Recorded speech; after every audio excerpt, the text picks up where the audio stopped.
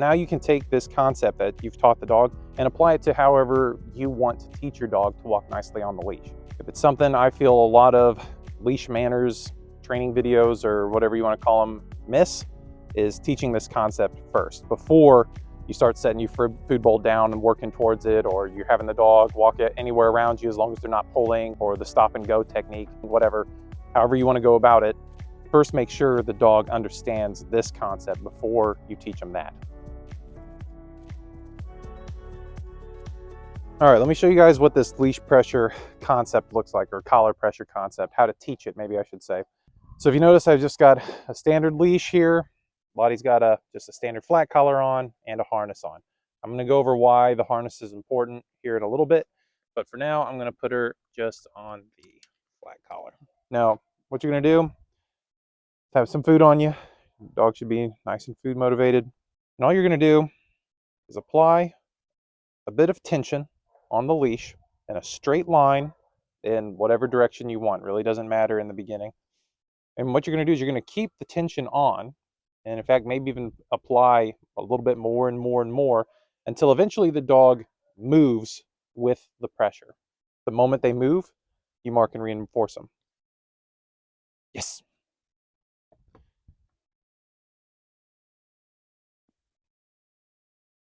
Yes.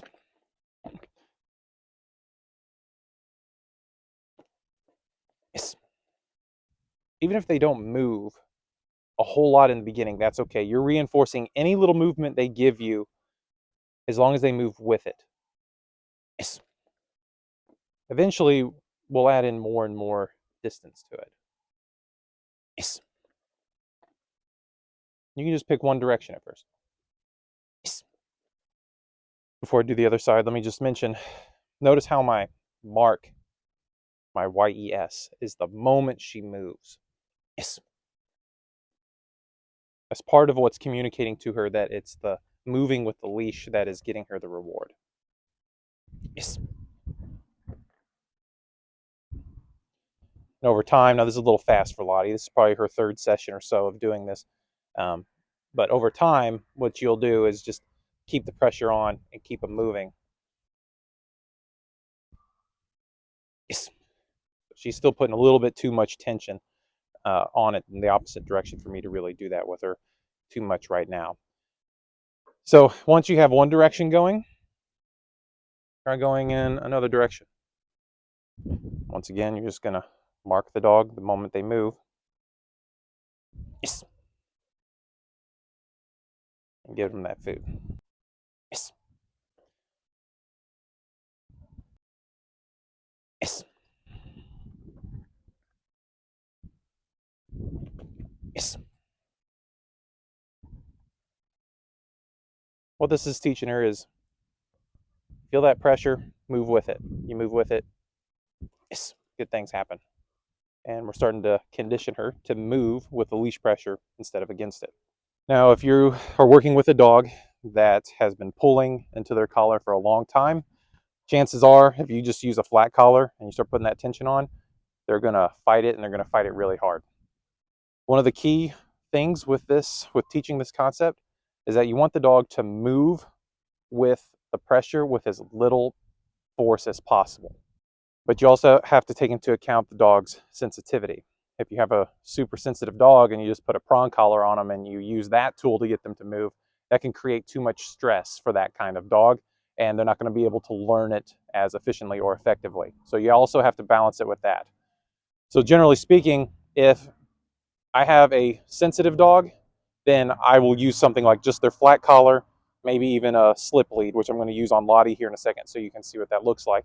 Because the same concept, the same idea, no matter if it's a slip lead, choke chain, prong collar, is all the same. It's just how much aversion is applied to it, but I'll get into that in a second.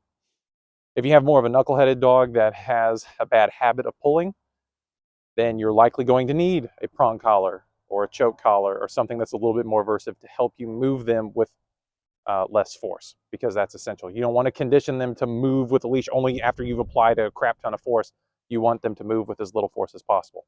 If you got a sensitive dog, flat collar, slip lead, martingale. If you got a less sensitive dog or a dog with a bad habit of pulling, probably choke chain, prong collar, something along those lines. So let me show you what this looks like on a slip lead. And it works just like a choke chain or a prong collar would, just with no prongs or super abrasive chain or whatever. But it just contracts when you put a little bit of force into it. So it constricts around the dog's neck. It's a little bit more aversive than a flat collar. So it gets your point across a little bit faster and with less force.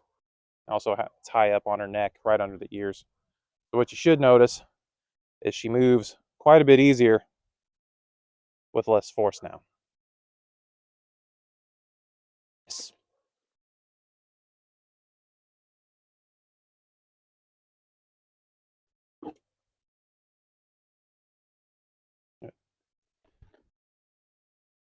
Yes. Yes. But you can tell she's very sensitive to it, even though it's just a little bit of constriction. That's all that's happening. Makes a big difference. And the more sensitive your dog is, the bigger the difference it'll make. So I always like to err on the side of going less aversive and then gradually ratcheting it up as I see is necessary for the dog I'm working with. Every dog's gonna be different. Yes. There, she didn't even get a constriction. It's just she started to feel it and she already moved. Yes. That's much.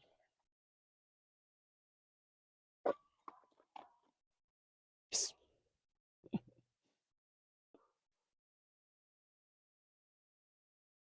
Yes. Starting to steer a little bit. So for her, the slip lead is working a little bit better than the flat collar was. So I think for her, I would use the slip lead instead. Well, that's the idea. To break it down a little bit more technically, what's happening is there's an element of negative reinforcement, which is the pressure being applied is aversive. She moves with it, and that pressure is relieved. That's negative reinforcement. And then I immediately follow up with positive reinforcement, which is the food reward. And one way to think of operant conditioning, the 4 quadrants, is the reinforcement quadrants: positive and negative reinforcement create behavior, positive and negative punishment eliminate behavior or extinguish behavior. So even though negative reinforcement has an element of aversion to it, it still creates behavior, and it's helping create the behavior of moving with the leash. So that's the idea behind that. So the point of me showing you guys that, teaching you this concept, is now you can take this concept that you've taught the dog and apply it to however you want to teach your dog to walk nicely on the leash. If it's something I feel a lot of leash manners training videos or whatever you want to call them miss, is teaching this concept first before you start setting your food bowl down and working towards it, or you're having the dog walk it anywhere around you as long as they're not pulling, whatever, however you want to go about it. First, make sure the dog understands this concept before you teach them that, or the stop and go technique, whatever. So I'm just going to try to demonstrate a little bit of those as we go along, and so you can see how this leash pressure concept works in the context of those things now.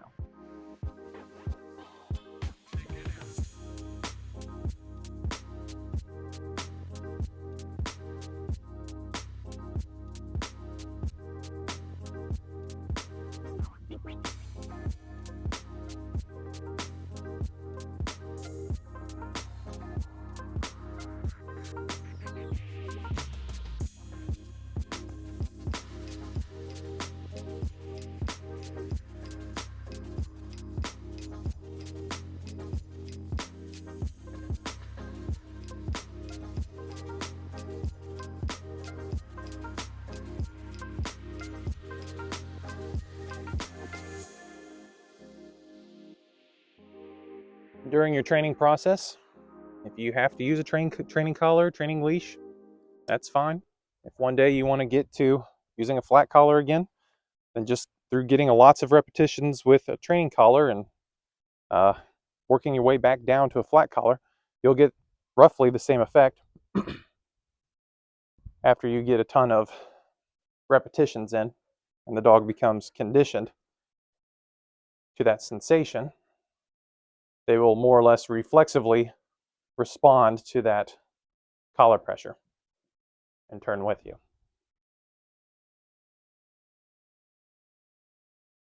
And real quick, what I wanted to go over with the harness is that when you first start this training, or when you begin this training, there's going to be times when you just need to leash your dog up and get going to wherever it is you need to go.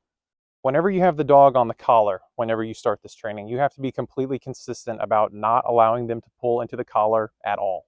So in order to work with that, because I know in day-to-day life, sometimes you just got to go where you're trying to go. You can't be doing this yo-yo thing with your dog, trying to be consistent with the collar. So you just need to get from point A to point B. So how do you work through that? Well, one way to work through it is just to put harness on the dog and let them pull into the harness. I know that sounds crazy to a lot of people, but it's not, because the harness is a different sensation to the dog. The pressure is going to be felt in their chest and not their neck. And I use context to teach the dog that it's okay to pull when they're attached to their harness, but it's not okay to pull when they're attached to the collar. So let's just walk around a little bit, see if she'll do something here. If she wants to pull all the way down there to get that, I'm going to let her pull into the harness.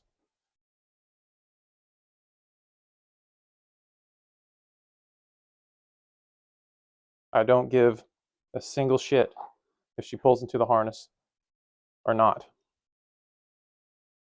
because that's a different context. It's a different sensation. But the moment she's on the collar, everything changes. We're right back to what I showed you earlier. There is no tolerance for pulling. Only a slack leash is going to get her what she wants. So you just need to get from A to B real quick. You don't have time to screw around. Put the dog on the harness. Once the dog is trained and they thoroughly understand the collar pressure thing in all sorts of contexts, in all sorts of situations, then you won't even need the harness anymore. But just for the sake of learning and being consistent for the dog's sake, so they can figure this out faster, use the harness when you just need to get from A to B. Use the collar to be consistent with the leash pressure training.